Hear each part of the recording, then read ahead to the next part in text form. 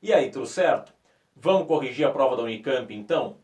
Essa daqui é uma dica muito importante. Você sabe que eu tive esse ano lá na Unicamp fazendo o curso, num sábado, sobre o vestibular da Unicamp. Ali eles me contaram que essa questão é uma questão referência para o padrão de questão interdisciplinar.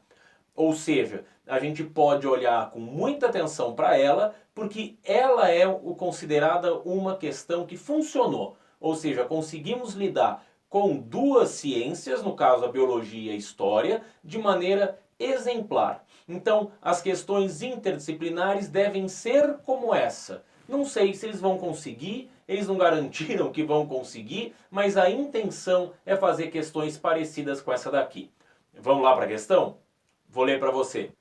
As plantações de mandioca encontradas pelas saúvas cortadeiras nas roças indígenas eram apenas uma entre várias outras.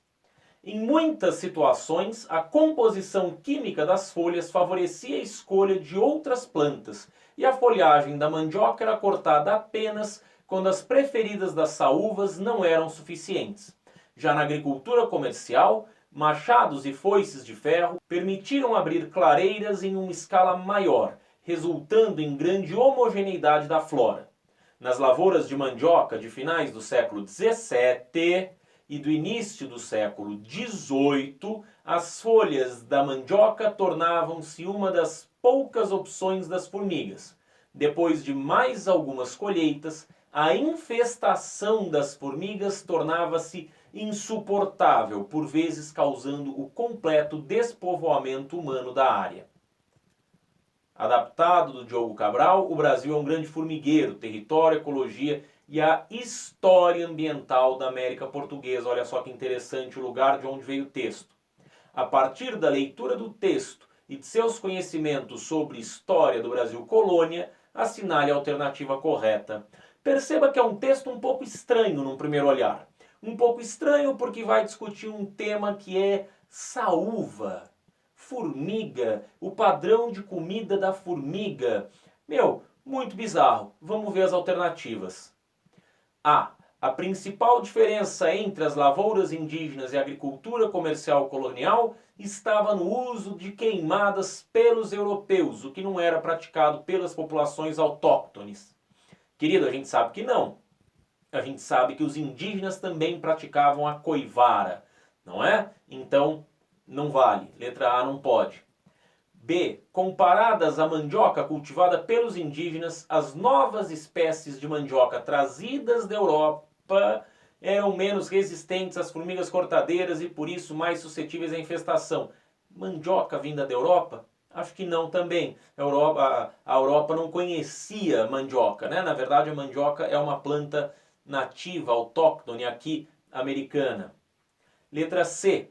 Os colonizadores introduziram no território colonial novas espécies de mandioca e milho que desequilibraram o sistema agrícola ameríndio, baseado no sistema rotativo de plantação.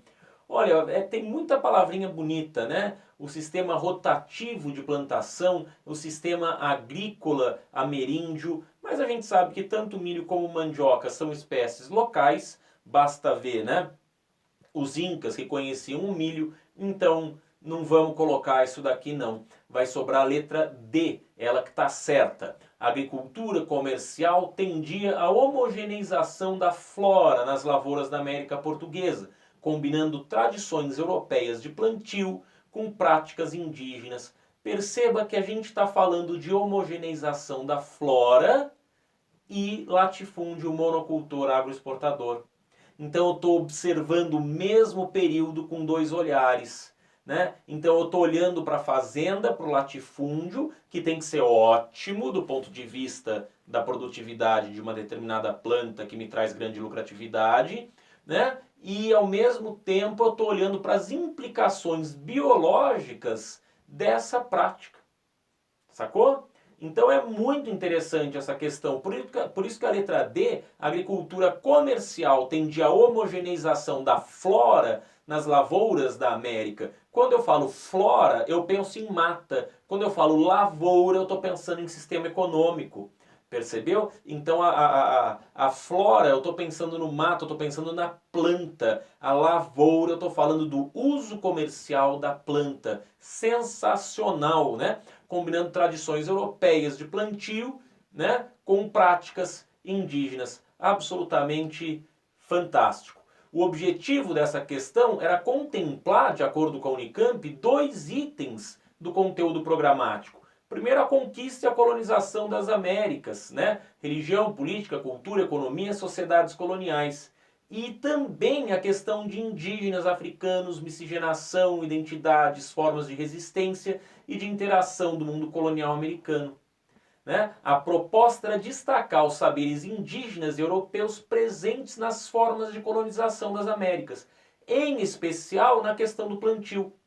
A questão exigia uma boa leitura do texto e das próprias alternativas para que os saberes dos grupos culturais mencionados na questão não fossem desrespeitados e para que igualmente as ações coloniais não fossem descartadas. Essa é que foi a pegada. Por isso que um texto é grande, né? A alternativa é um pouco mais longa, porque eu preciso casar, eu preciso juntar muito bem biologia com história, né? Então dialoga aí o termo da biologia se inserindo nos temas do debate da história ambiental, tá bom? Tá certo? Então fique esperto porque esse vai ser o modelo de questão alternativa, essa é a base para a questão interdisciplinar que a Unicamp deve usar, tudo bem? Trabalhando muito bem as alternativas, trabalhando muito bem o texto, para você não poder responder com base em só uma ciência ou apenas na outra ciência. A gente vai juntar duas e você vai precisar das duas para a resposta correta. Tá certo? Abraço, se cuida!